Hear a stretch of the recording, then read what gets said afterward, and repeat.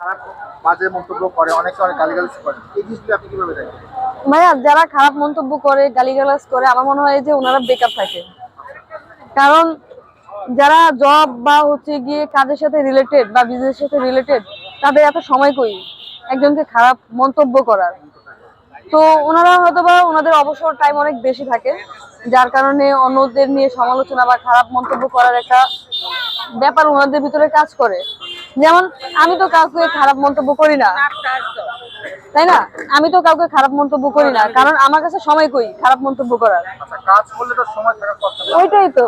তো খারাপ মন্তব্য তারাই করে যারা হচ্ছে বেকার, কাজ করে না বা চাকরি বাকরি নাই বা হচ্ছে কি খুবই ফ্রাস্ট্রেশনে ডিপ্রেশনে ভোগে, তারাই।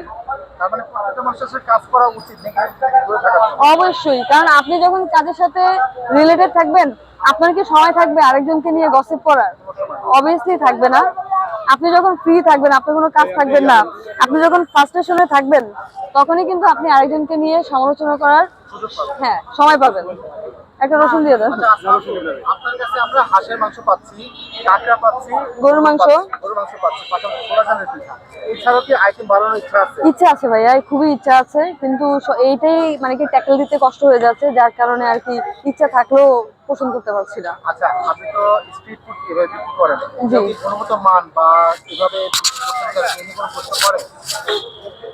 অবশ্যই অনেকেই বলে, বাট আমরা চেষ্টা করি যতটুকু হচ্ছে গিয়ে হাইজিন মেনটেন করা। হয়তো রাস্তায় রান্না করতেছি, যার কারণে অনেক কিছু মেনটেন হয়ে ওঠে না, কিন্তু তারপরে আমরা চেষ্টা করি ভালো একটা খাবার সবাইকে দেওয়ার। আচ্ছা, হাঁসের মাংস প্রতি প্লেট বিক্রি করতেছেন 250 টাকা। জি। গরুর মাংস? গরুর মাংস 250 টাকা, কাঁকড়া হচ্ছে 200 টাকা। কাঁকড়া হচ্ছে 6 পিস থাকে, 2 পিস বুকের মাংস থাকে, 4 পিস পা থাকে। আচ্ছা, আর কোলাজেনের পিঠা? খোলা জালি পিঠা 20 টাকা করে। আচ্ছা, যদি কেউ সরাসরি এভাবে এখানে আসতে চায় তাহলে কিভাবে আসবে? আমার ফুডকার্টে আসতে হলে চলে আসতে হবে আগারগাঁও নতুন রাস্তা পরিসংখ্যান ভবনের পাশে সোনালী ব্যাংকের এটিএম একটা বুথ আছে, বুথের একেবারে সামনে। 6টা থেকে কিন্তু খাবার অ্যাভেলেবেল হয় রাত 10টা অবধি। আচ্ছা, আচ্ছা, ধন্যবাদ, আপনি ভালো থাকবেন।